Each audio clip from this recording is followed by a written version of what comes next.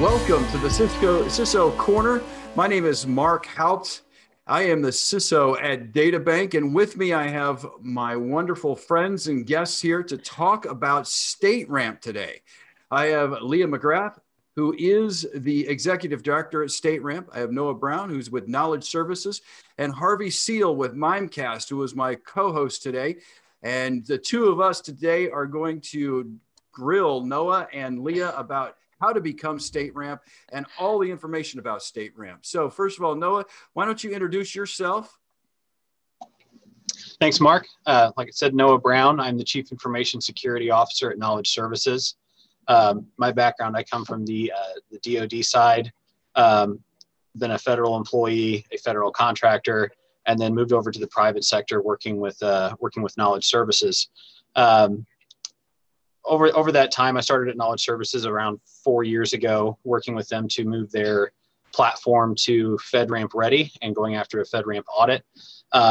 Throughout that time, seeing kind of some of the processes and the controls and some of the frustrations being in the private sector and seeing CSPs with offerings wanting to go through control requirements and get their product out there to the market. Really has kind of helped me become involved in StateRAMP, helping stand up the PMO functions, the security controls, the baselines, the requirements, working with Leah to help ensure that we can build something that's going to be successful for both the service provider as well as the state and local government agencies that want to be involved in this process. Excellent. Thank you, Noah. And Leah, can you introduce yourself, please? Absolutely. Thank you so much for having us. My name's Leah McGrath, and I was appointed to serve as Executive Director by the Steering Committee for StateRAMP in the fall of 2020, and had just the privilege of working amongst and with the Steering Committee throughout 2020 as we were walking alongside a journey of asking how we could bring states and locals and the providers who serve them together to recognize a common set of standards and a common method for verifying cloud security. So having been a part of thousands of hours of meetings, I was really honored to be able to serve as Executive Director. And now in 2021, and I'm helping launch StateRAMP for states and local governments and providers like you. Well, great. Sounds like congratulations in order. You earned the position you're in by serving right. many hours in advance. So congratulations on that. And my illustrious co-host from Mimecast, we have Harvey Seale. Harvey, introduce yourself, please. Thanks, Mark. I'm Harvey Seale. For the last 5 years or so, I've been a VP of Assurance, Risk and Control at Mimecast, which is a cybersecurity provider. And we're on a mission to make email safer. I'm passionate about promoting trust and assurance. My specialist areas are enterprise risk and the implementation of practical multi-jurisdictional control programs. Just on a personal note, I'd like to say that, reflecting on the last year, well, it's been a surreal experience kind of working together and apart. I remember back a year being introduced to the concept of the virtual on-site certification audit. And I was thinking, how's that going to work? And now I've done 4, including a FedRAMP ready audit, all of which was successful. And what I took away from that was that we adapt, we all adapt. It's been a remarkable year of sacrifice. And at the same time, a testament to human resilience. I mean, it's just an extraordinary experience overall, not just in governance and cybersecurity, but that in general.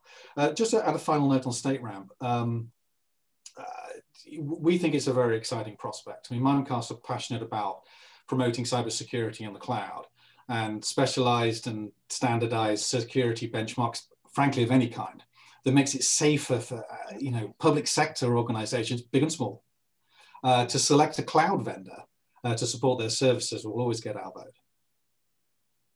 Absolutely, Harvey. And I will second your sentiment about this a year now. We're recording this here in mid-March, and this is really the time when, at least in the United States, I know, Harvey, some of your team went into a little bit of a lockdown prior to March of last year, but this is the time when we all started going into lockdown here in the United States.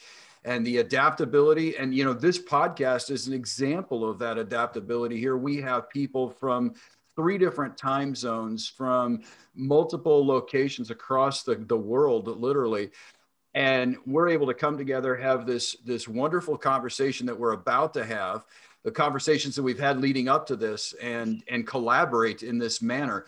And this is an example of the resiliency and the adaptability that we have as a human race and as businesses when we're brought up against adversity. And here we are coming on the other side of that now.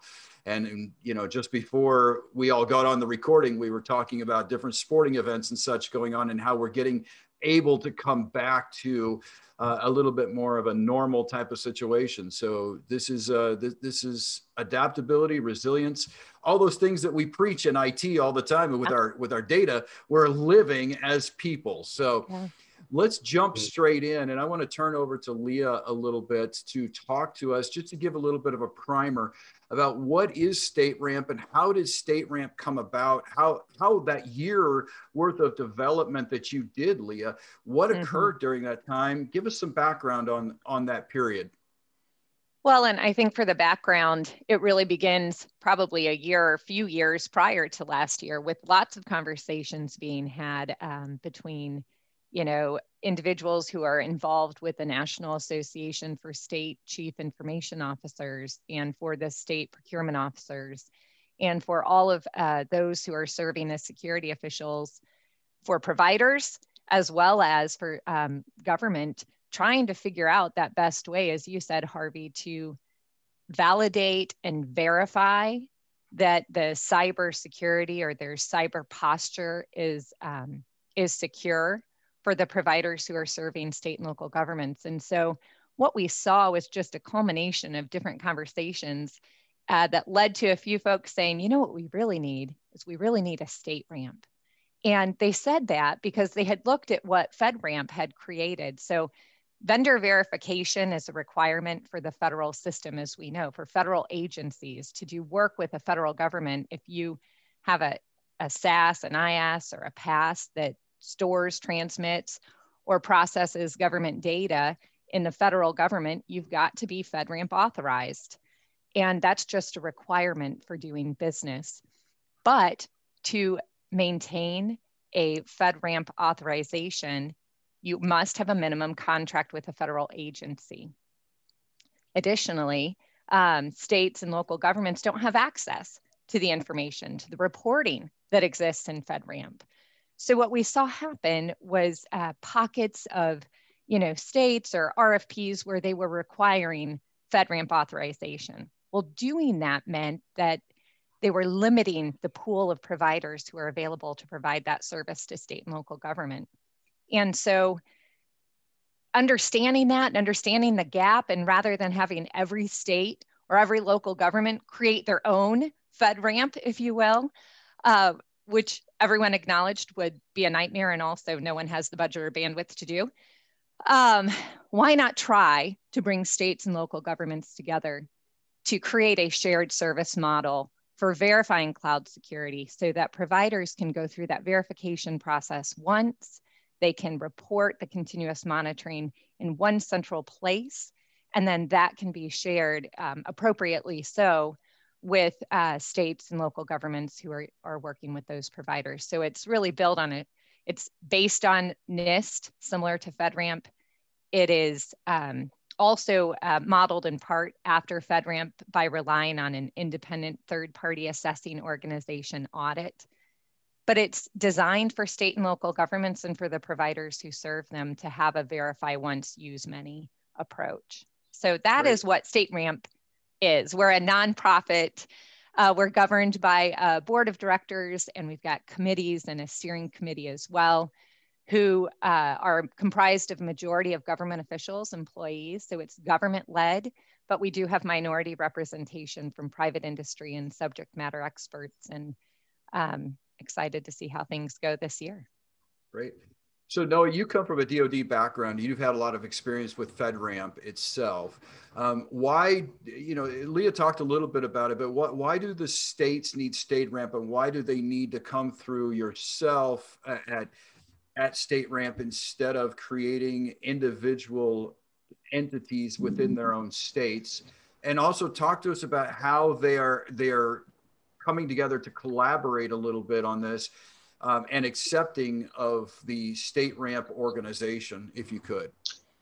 Yeah, so the biggest concern I think we've ran into for states is they don't know for their data what information they have access to already. You know, system security plans, the control implementation summaries, POAMs, and reporting of vulnerabilities. That kind of information, some states are aware of it, some states are not.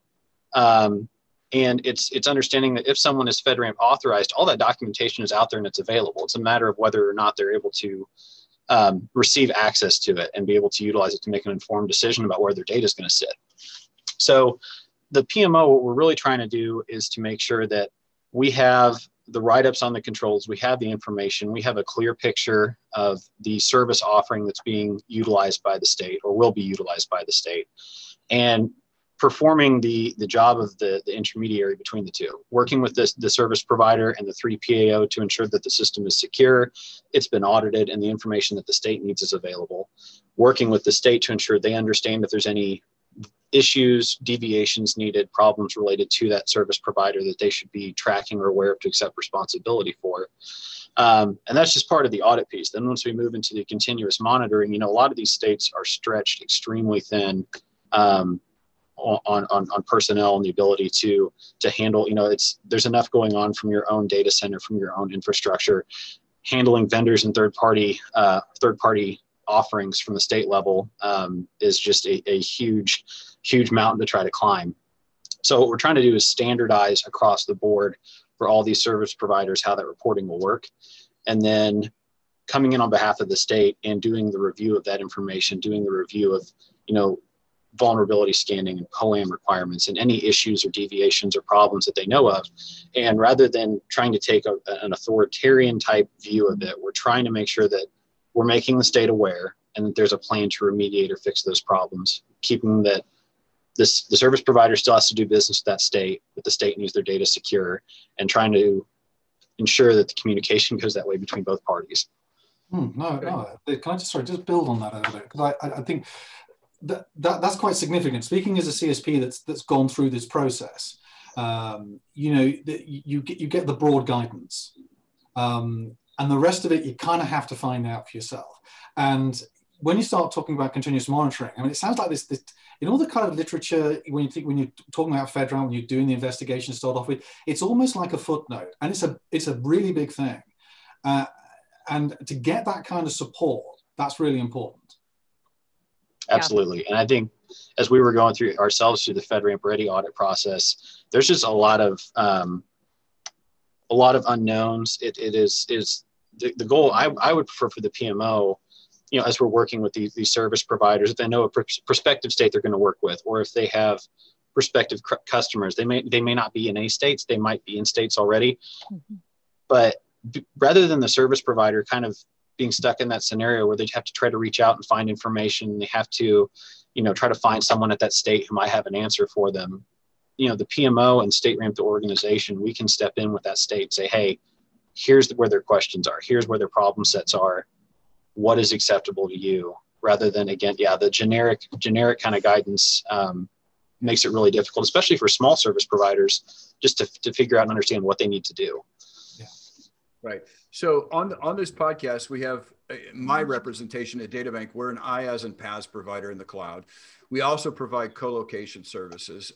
You got Harvey here, who is a SaaS provider, and then you've got the two of you that are, you know, part of StateRAMP. So from a perspective of an IaaS, PaaS, and SaaS provider, one of the big questions that's going to immediately come up is, how much is it going to cost for me to get into this? How much is it going to cost on an annual basis? You know, everything from the audit or the assessment technically is what it would be instead of an audit, but the assessment and then the actual fees we pay to StateRAMP, because there's no fee right now that you pay to FedRAMP because it's a federal program. But boy, there's an estimated $1.5 to $2 million for a company like mine or Mimecast to get in the door at FedRAMP. So what are we talking about at StateRAMP? Well, I can start, and then Noah, you can chime in if there's more that I'm missing. But We talked a lot about that. And I want to say, Mark, too, one of the conversations, the steering committee, if I didn't mention, is comprised of, we've got, I think, 12 or 13 former and current state officials who are CIOs, CISOs, procurement officers, and privacy officers. But we also have represented some 3PAOs, the third-party assessing organizations. And we've got, I think, 4 service providers who've actually gone through FedRAMP. So we had a lot of discussion on that point. Yeah, what I'll say real quick is for those who are watching this, if you want to know who those people are, they're not hidden. If you go out on stateramp.org, right? I believe you're under leadership. Everybody's listed there, and you'll if you're familiar with FedRAMP, you'll actually see some names that are pretty significant names that are no longer with the federal government, but they're with private industry. People that used to do training for FedRAMP used to be in front of everybody, and other 3PAO assessors. So if you need to know those, go straight out there. Absolutely. StateRAMP.org/leadership. And I just mentioned that because I think that the involvement and the input that we've had from the breadth of stakeholders involved in the steering committees and all of those subcommittee meetings we had discussing this, we talked a lot about that point. And so, if you are going through FedRAMP authorization, if you're going to be FedRAMP ready, most providers are probably hiring 2 3PAOs, right? You're hiring one to be your consultant and one to do the audit. And from what we've heard, the bulk of the cost is in that first consulting, organization. And so not that won't be necessary depending on where you are as a provider, but our goal is to really provide very clear guidance, to provide resources over time. I think you're going to see our kind of library grow. So there are sample policies and more resources and education available so that we're reducing the need perhaps to go out and engage that consulting. And so you can move to the audit and assessment. So that's the first answer to your question. Is part of our mission, which is different as a nonprofit that we have the ability to have as a mission, is hey, we want to educate on best practices. We want to see providers be successful, and we want to move that needle as it relates to improving the cyber posture for states and local governments and, for the constituents they serve. But in terms of the cost, I can answer that for you. For the nonprofit organization, we are a membership organization. So we're organizing as a 501c6, which is what that means. And so the first step is for a provider to join StateRAMP. We're going to open up membership to join in April, probably mid-April time. And that is $500 for the organization. Joining StateRAMP gives you access to templates and resources, but also the ability to list your verified product on, we call an authorized vendor list. So very similar to what FedRAMP's marketplace looks like. The authorized vendor list will be an online listing of companies with their offerings who are verified. Now, to be verified, there is a PMO fee, and that's different, you mentioned, because FedRAMP is funded by the federal government. So there's no fee paid to the PMO. Because StateRAMP is a nonprofit and operates then differently, there is a fee for that PMO review that's paid to the PMO. And so that's, we have a couple of different security statuses. So depending on what you're submitting. So if it's a ready review, it's $2,500 paid to the PMO for that ready review. If it's for a full security review, that's $5,000. And then ongoing annually, it's $5,000 for the continuous monitoring activity. So that's how we're funded, and that's how the fees are used and work. So $500 to get your name on the marketplace, and then it's $2,500 for StateRAMP Ready, and then $5,000 to be authorized and continuous authorization annually. That's right, and you don't need to be ready before you're authorized. We looked at, as you can imagine, the StateRAMP steering committee. We looked at all sorts of different subgroups, models, and finally said, we don't know what we don't know yet. Let's just start and make it simple and flat fees, and we'll go from there. So as a FedRAMP authorized provider today, I can come straight in, pay the $500 fee and the $5,000 fee, bypass the ready status, and move on. Harvey, you're in the ready status, so you would come in straight in at the $2,500 fee and work that angle, right? Is that the way we would do it? Yeah, I did. Because it's funny because we're coming at it from literally different covering all angles bases. Yes. Take my credit card right now.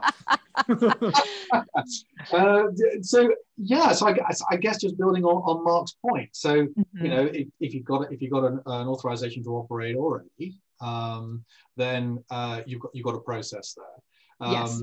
So we don't have an ATO right now. We're FedRAMP ready. And there's going to be quite a few folks like Mimecast kind of like, wanting to get to a point where they can bring that, of their security services into public sector that way. What's the process for us? I mean, use Mimecast as a case study, so to speak. So I would say if your goal would be to utilize your reciprocity, come from FedRAMP over to StateRAMP at the ready state, then at that point, if you have business with states, you could either take your current FedRAMP authorized or FedRAMP ready version that's been moved to StateRAMP ready, take it the rest of the way through the process and become StateRAMP authorized, or you could conduct the reciprocity and then if you have a separate offering that's available specifically for states and you have state interest in that, you can take that through the process as well. So yeah, definitely a case for reciprocity, definitely a case to further that along. I think probably the same frustration you've had at Mimecast most people have dealt with is that, in order to prove your compliance with NIST, you're kind of limited, right?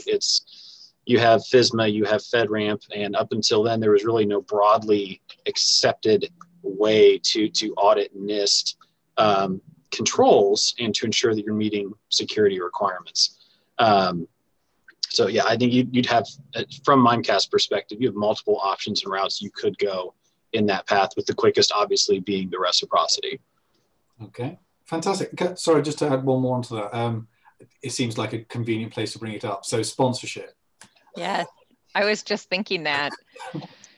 So we do require, so there are different statuses. There are different paths per provider. StateRAMP Ready does not require any government sponsor. It doesn't require a contract in place. It's a proactive option that providers have before them. To be authorized, you do need a government sponsor. So what we'd recommend is going to a state or local government where you already have a contract. That's the easiest place to start. Or maybe you've been awarded a contract and saying, hey, would your security official be willing to be our authorizing official with StateRAMP?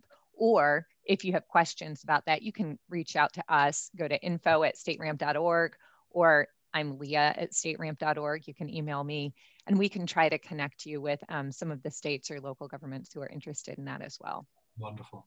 Yep. So FedRAMP is strictly at a IaaS, PaaS, and SaaS level.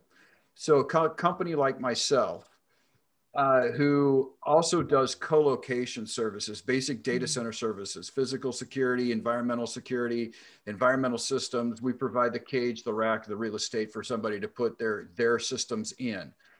So help me. Are you guys going to, please help me, because FedRAMP won't. Will you guys allow us to authorize just the data center portion of it so that people who want to co-locate inside of our data center could say, hey, we are inside of a StateRAMP authorized data center, and then they can build on the IaaS, PaaS, and SaaS from there? That's a fantastic question. So that's one of the conversations we've had with, from a co-location perspective for states, right? Is some states prefer to have, their solutions that they're utilizing hosted on their infrastructure in their data center. And it's the exact same question. How do we, from an inheritance perspective, how do you follow that trail of breadcrumbs? So if the data center is certified, then the IaaS and the PaaS and the SaaS. So I think that's something that initially out of the gate for what I'll call version 1.0 of StateRAMP, that's something we want to get to.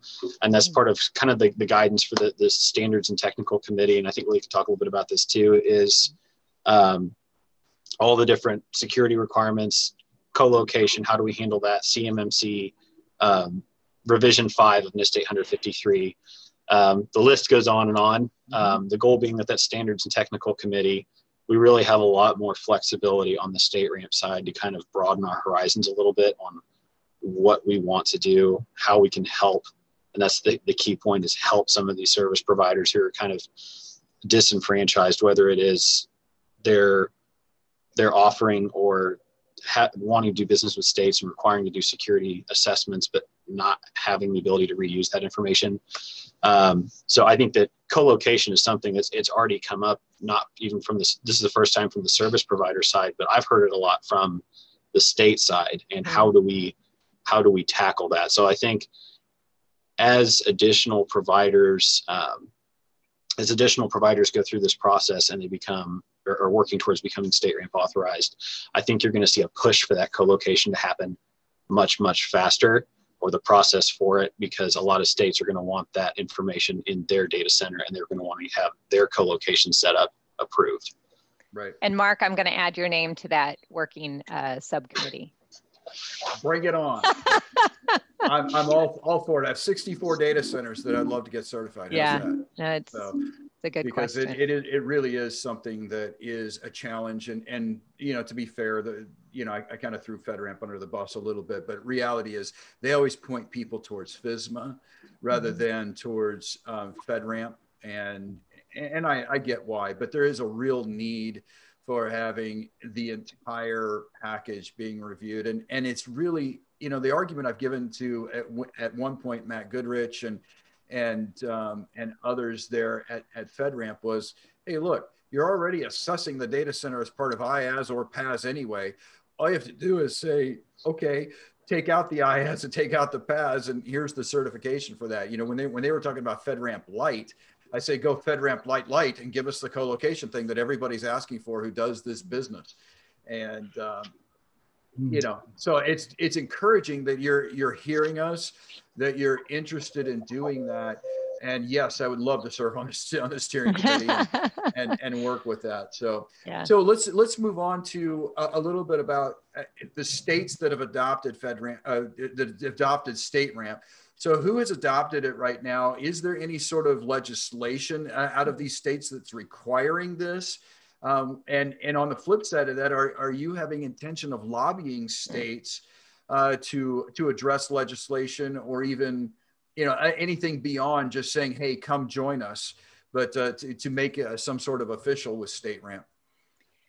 Well, if you know Doug Robinson, who is the executive director of NASCIO, he is famous for saying, if you've seen one state, you've seen one state. Mm-hmm. And I think that holds true for the local government and public education institutions as well, in terms of just their governance and how they're structured. So I can say that we've presented to 44 states. We're in outreach and evangelism mode, especially this first quarter of 2021, spreading the word and letting people know about this. The state of Arizona is the first state to announce that they will be adopting this as a requirement for vendor verification. And we've had multiple conversations with 25 states who are looking at this as well. And we will be updating kind of our list over the course of the year to let providers know, hey, who is accepting StateRAMP? Who's requiring it? Where is everyone in that process? So we will be letting you know how that goes. But in terms of how it's going to be adopted in each state, it just differs a little bit depending on what authorities already exist. I think what we've seen generally is that some states who have more centralized procurement or centralized security have the ability to adopt via policy most often in their chief information security office or CIO's office. In fact, many states already require vendors comply with their cyber posture or cyber policies, pardon me. They just don't have a process to verify that yet. Mm-hmm. So many, if not most, already have a policy in place. They just would need to amend it to require verification, and then work with procurement to figure out how to incorporate that into RFPs and contracts. So that's really where the process is. There are states that are more decentralized who may have a statewide policy, but is implemented by agencies. And then we do know there is a legislative bill moving in the state of Texas, which is its own unique state, right? It's federated. So a state that is federated like Texas, probably legislation is the easiest route for a state like that. So there's a mix, there's a range, but I think it's however it goes, there's going to require a lot of coordination and stakeholder engagement between the security officials and procurement to coordinate this. So that's where we're coming in and helping facilitate some of those calls and bringing stakeholders together. Can I just ask a question on that?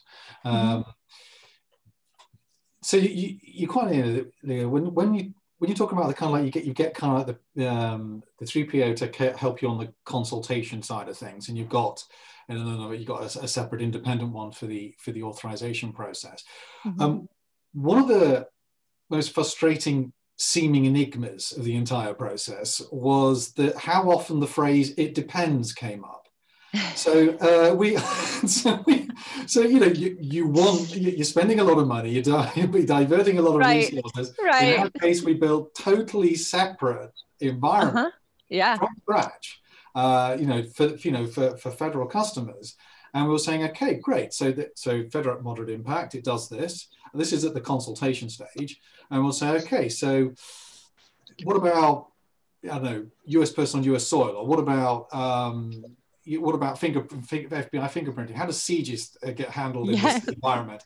And they'll say, well, it depends. And that will be the end of the narrative. That's right. And then you think, hey, Harvey, that's all happened in 1776 when we decided states' rights and we decided to separate from the UK. It all happened back then. Lesson learned there. But if I'm hearing you right there, you're saying that there's going to be a situation where there's actually going to be a lot more information around that. So, but it's going to be on a state-by-state basis, which is fine. I think that one thing that StateRAMP has the ability to do because of our framework and our governance is really try to standardize where we can, right? But it is up to each state to make those procurement decisions and to make the risk-based decisions that are right for them. And we keep saying state, but it could be local government or agencies, right? Good point. That's where they need to make the decisions that are right for them. But we will be helping. That's why the majority of our standards and technical committee, our steering committee, our board and our other committees are comprised of a majority of government leaders, because we want this to be government led. We want this to, have their input so that we can achieve the greatest degree of standardization where possible. But there will certainly be deviations, we recognize, and we'll try to get ahead of that as we can. So on that, go ahead. Sorry, no. I was gonna say, I definitely get Harvey's frustration, because you kind of, going through the advisory process, it's the, you're advised for what's most secure, right? The gold-plated standard, separate everything, migrate everything, and there's a cost associated with that, and it's a significant cost. So I think from the PMO side, the goal is that less of the that depends would be the answer. It would be, let's figure out where you need to be at, what is a minimum acceptable, and if the state has additional requirements, that's the other thing, is making sure that we capture those requirements ahead of time from the state's perspective and make those available to you. That's a really good point. And also why one of the differences between FedRAMP and StateRAMP, you have the PMO involved for every authorization review and for continuous monitoring, rather than it being the responsibility of a state or agency, because that way you have that consistency of application of standards, you have the centralization. So hopefully if there is a state out there that has an additional requirement for something, the PMO can be a good voice to communicate that as well. So that kind of dovetails into my next kind of dive down question on this subject is, every 4 years in the United States, we have these elections, and they're on different rotation cycles. And about every 8 years, there's a change between parties in these seats that are, the CISO seats, if you will, that are inside the states. when the governor changes or lieutenant governor changes, they're in charge of the executive branch, so they bring in all their people. How is StateRAMP going to address, and maybe it is the PMO, but how are they going to address the changing political requirements that are a result of that? You get a person that comes in that says, well, I want to go a different route, or I want to do something completely different and put my thumbprint on the security environment of state X. How are you going to kind of manage and address that type of situation? So I think from a thumbprint perspective, I immediately go to the change of a CISO, and does that a change to who's the authorizing official of that state? Is that a scenario where we as the PMO need to have a meeting with that CISO and walk through, hey, these are the StateRAMP authorized products your state is using. Here's the information you require to it. Here's access to the portal, all your continuous monitoring. So I think as it sits today, I think a lot of when that transition happens, if you don't know what you don't know as a CISO, that just scares you. So I think if they actually, I think you'd see a lot more, I don't think you'd see the ups and downs or the changes if the PMO is coming to the CISO saying, hey, these are all the vendors that you're currently working with. Here's all the information you need. Here's the authorizations. By the way, we need to go through a process to review these with you for you as the new CISO or designee to sign off on these as from a state authorization perspective. I think for most CISOs coming in, having that group, that PMO who's handling that audit work and that documentation and the kind of managing that feedback loop between the CSP and the state, I think as a CISO coming in, that would probably be where I'd be most comfortable with saying, yes, continue on doing what you're doing. Yeah. So hopefully we can provide a little value, right? Yeah, add extraordinary value. Yeah, we can add some continuity of process there, because it's playing that intermediary, I think is going to be huge. And I think it's going to help a lot of CISOs feel comfortable. I think Leah, the other thing, Mark, is... Oh, go ahead, sorry. Oh, well, I was just going to say, I think right now I saw a study that the average tenure of a state CIO is 18 months. That's pretty short, right? So one of the things that we have done is we've engaged NASCIO and NASPO, and we have sitting incorporated into our bylaws on the nominating committee, helping nominate for membership in the boards and the committees. We have representatives from NASCIO and NASPO. And so having those collaborations and coordinations, I think also are really important, because at a higher level from a governance structure, that's how we'll help manage, communication and stakeholder engagement to make sure that if there is a new CIO or CISO, they have a voice. It's also a little bit of peer pressure. For those of you who don't know who NASCIO or NASPO is, these are national organizations where you probably in the political terms heard the National Association of Governors. Well, these are the national associations of CIOs and CISOs that get together. They all come together, all 50 or 53, I think, actually, that are involved because of the territories that are involved. But they all come together and they collaborate. So there's a little bit of peer pressure. If, Arizona, which you've announced is in, they can apply peer pressure to Indiana or Illinois or whomever else to say, hey, this is a great program and you need to be involved in it. So it sounds to me like you guys are going to have a pretty robust organization, or already do. You used the term earlier, Leah, of evangelism. That sounds to me like it's going to be a constant piece that's out there of, for lack of a better term, people in suits that are going into the CISOs or CIOs offices in the various states, having that open door to go in and have that conversation and say, here's the status of where you're at and what you're doing. It sounds like you're going to have that kind of framework in place. Sure. Good. All right.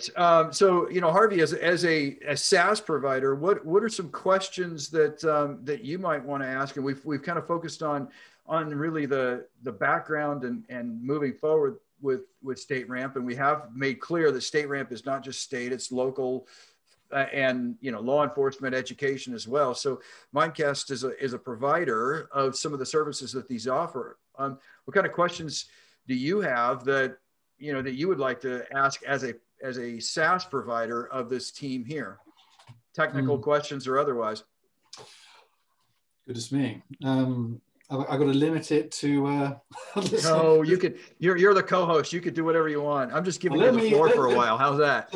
So let's agree. Let's dig into some of the grayer areas then. Yeah. So commingling of data. So like most CSPs, we run multi-tenant environments.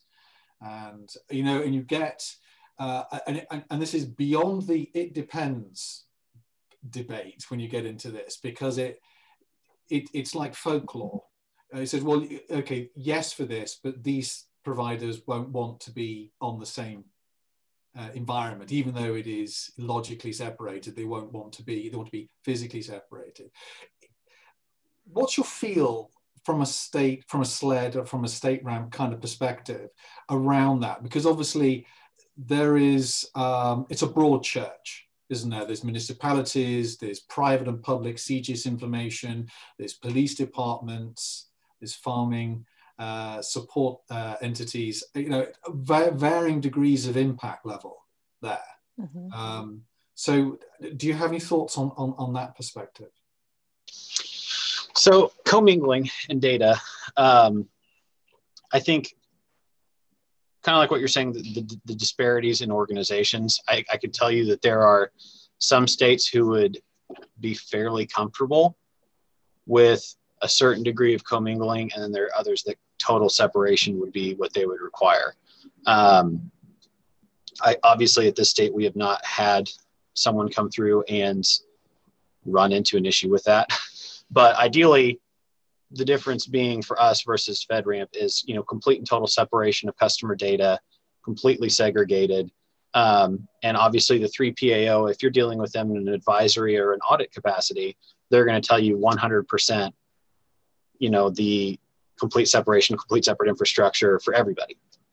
But I think for us at the PMO, it would be going and sitting down with you and saying, you know, exactly what data are you processing on behalf of those customers? Is it, you need to have a separate instance for all of the data that you're processing for them, or is it a subset? Is it a database table that is protected versus others? Trying to not make it just the complete separate instance and tenant for every single person, but applying a more common sense view to it of, look, here's what's actually important. Here's the data that we care about that could be, you know, dangerous if it was accessed by someone outside of that organization. But here's all the other data that we can allow to have, you know, in a table with a key that corresponds to it. Yeah, I mean, to be clear, I mean, you know, they're individual encryption keys. You know, it's you know, there is. It's not like you can go to a single place and look across places. But it is multi-tenant, so it's not physically separated. You know, and that you know, and that was one of the questions that came up. It was just for the very idea of a multi-tenant environment. You know, was with it. That was that element. I'd like to build on that a little further, if you'll allow me, Noah. Is staying with the data segregation front. And what some federal departments refer to as CUI. Now, let me talk a little bit more about why getting some more clarity in this space would be useful. So there's the authorization boundary, and you talk about everything that goes across the authorization boundary, the supply chain, and you also talk about what's in the authorization boundary. And it's pretty clear that is what's assessed at the moderate impact, at the impact level that you're choosing your controls to be assessed at. In modern, particularly global businesses, you have a number of interconnected systems into the corporate environment. So, for example, Active Directory, for example, ERP and CRM systems. And some of these CRM systems and ERP systems may have a role in provisioning an environment or determining what products that a particular entity might want. Now, there is an interplay there between two separate systems. Now, I can talk about wax lyrical about the you know, the fogginess around that. I mean, Mark and I have discussed, you know, memorandums of understandings and you know, and those kinds of things. What's the StateRAMP position? What's your thoughts in regards to that? So, as having been through something similar with, you know, corporate environment versus dev test versus production and what can or can't be in one of those areas, my take, and I think it'll probably always err back to this, is anytime a 3PAO is working with a service provider, whether it's a ready audit or a full audit, I would absolutely discourage a 3PAO from trying to focus on telling you to do the most strict, sometimes seemingly impossible thing. My encouragement to them would be, if you were a service provider, I mean, not even for the 3PAO, but use the service provider.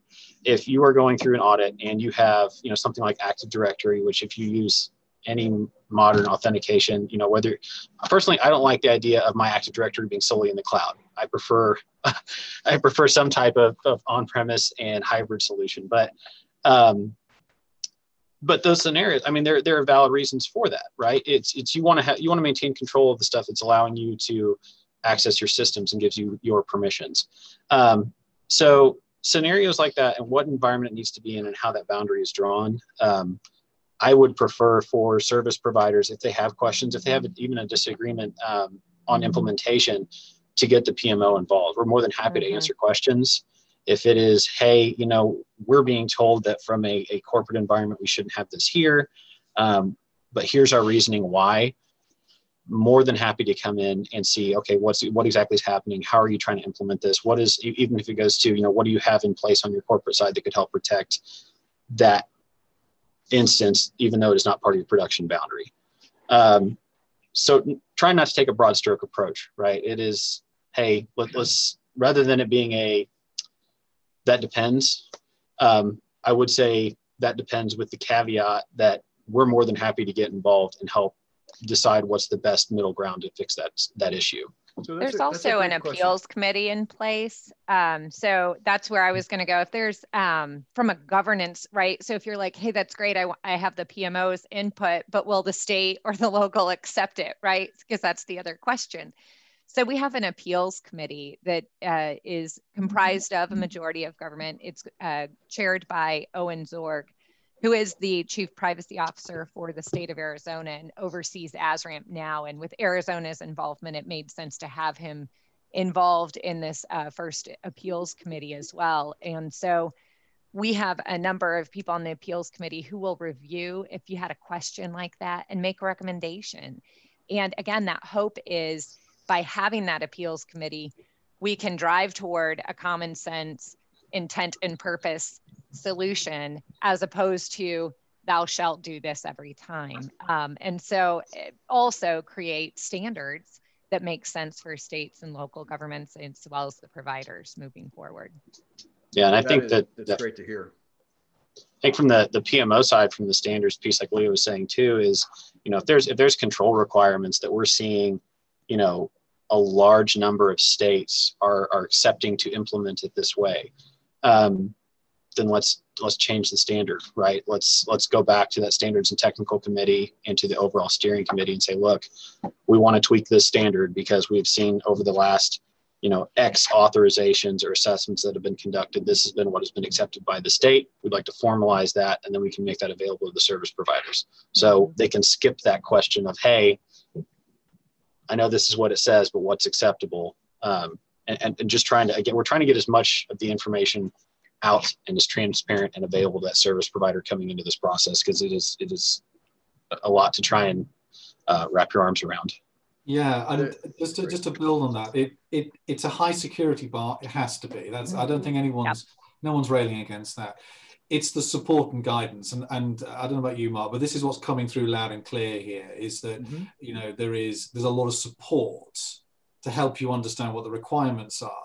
There's not, if you're invested in a federal project or a US public sector project, you've already budgeted significant resources and money for the program.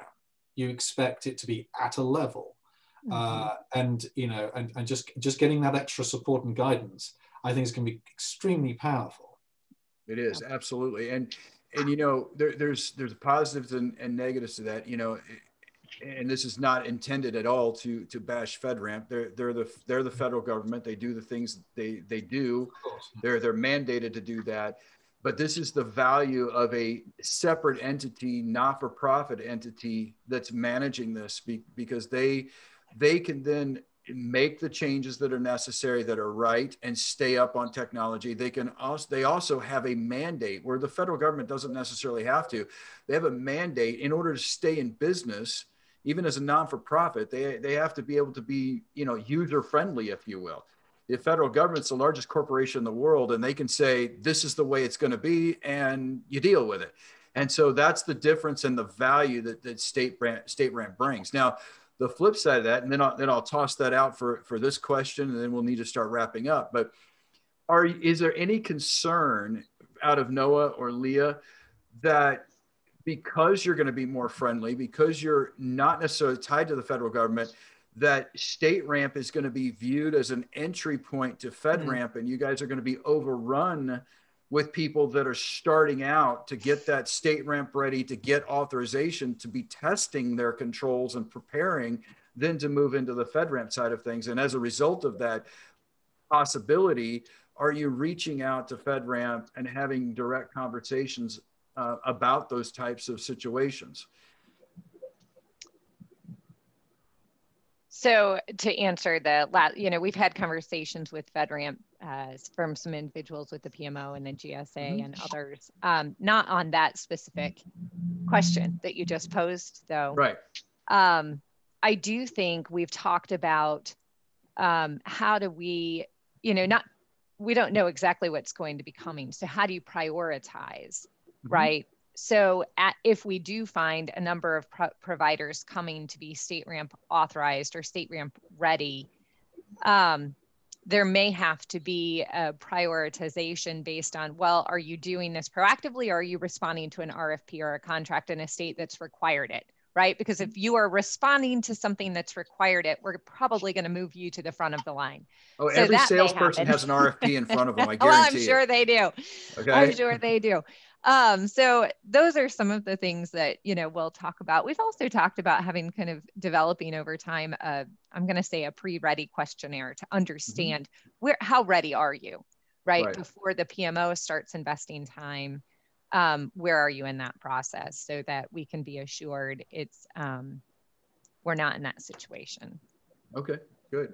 Well, I definitely believe that your product is going to be more user-friendly, especially for the small and medium side, the SMB type business. I have a number of customers that, that want to be FedRAMP. It's difficult for them to get there on a, 2 or 3 person company. And, frankly, as a CISO, I would actually turn them towards you guys because it would allow them to build towards being ready at some point when they do have a need for FedRAMP authorization or an actual entity, an agency that is there to give them an ATO. If they've already been through your process and are a member, and frankly, there's probably a lot more business inside of state, local, and education type of situations anyway. Yeah. So, all right. So, Leah, Noah, what's one question that you want to make sure that is conveyed here, the answer is conveyed here, that we didn't ask as providers? What's some piece of information that we didn't bring up today that you want to make sure that gets out? Leah, I'll let you go first. Mine's pretty easy. We want to be sure to connect, right, with all of those who are interested out there. So if you go to stateramp.org, you can sign up to receive updates. And that's going to be important to do. And that's where we will be communicating. We'll be launching a new website here in a week or two as well with more updated information, but also preparing for opening membership in April. So, if you haven't yet signed up to receive updates, go to stateramp.org and we'll be in communication. And you have some great webinars that you can sign up for on that site as well that will go deeper into this type of conversation, more formal, if you will, in this type of conversation. So Noah, what about you? What have Harvey and I not asked or not discussed with you today that you want out in the message? I would just say,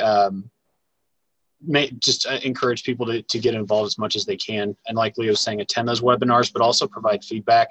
Anytime I'm in one of these calls where I'm talking with people and they ask specific questions, Harvey and data segregation, questions like those are really what kind of sends me off on a track after the call to start looking into, what are some, the way I use it is not regulatory, but common sense ways we can meet those requirements or the spirit of the control. So I would always recommend anyone who has feedback, has ideas or thoughts about security and requirements and how we need to do this. I'm always open to that. And realistically, the only way we're going to help states get better is if we're flexible and we try to work together to, help them down this path. That's okay. I have one more thing to add, and that is Go ahead, we're at 1.0. We think I'm really appreciative, so appreciative for the amount of time that the steering committee members have given to get us to this point. And I think have developed a really great foundation to begin with, but we're just beginning. So we're going to get some right, we're going to get some wrong, and definitely want to be open to input or feedback. So reach out. We'll do our best to follow up and schedule opportunities for feedback sessions as well as we go. Great. Well, that is the perfect segue to my final question for you, Leah. Okay. Is where do you hope to see StateRAMP at a year from now? Are we still going to be in 1.0? Are we going to be in 2.0, 3.0, or where are we going to be? Well, I think we'll be in 1.0 or maybe planning for 2.0, but I hope that in a year from now we have, we've got a lot of participation from states and local governments that we've had some failures and learned from and gotten better together, that providers are benefiting and starting to improve. It's not, this is a big undertaking. We're not going to do it with the snap of our fingers or turn a ship in one try. But I think that we have a real opportunity to help states and local governments and to help the providers improve cyber posture and really shift to a mindset of cybersecurity that's one around continuous improvement. And so in a year from now, we're going to be saying, okay, what's next and how do we continuously improve? But that's my hope. All right. Well, thank you very much. Thank you, Noah, Leah, Harvey, for joining me today on the CISO Corner with DataBank. It has been an absolute pleasure to have you, and the conversation has been stimulating and very, just very forthright, and I appreciate that type of thing. If you are a listener or watcher that you're part of a state and local government, that you want to be a participant in StateRAMP, and keep in mind, if you're a municipality, a city, an educational institution, please reach out. Go to stateramp.org. Contact Leah via LinkedIn or via email. Noah, the same thing. And then if you can't find them, both Harvey and I can help you get in contact with them, I'm sure. And most people watching this know that you can get a hold of me at ciso@databank.com. So for a final goodbye, thank you for March and March 21. Hopefully the spring showers will bring May flowers for you as you're watching this, and then it will bring some nice flowers, if you will, with StateRAMP as well as we move into April and release the product. So thank you very much for being a part of this and watching, and come back for next CISO Corner in a month.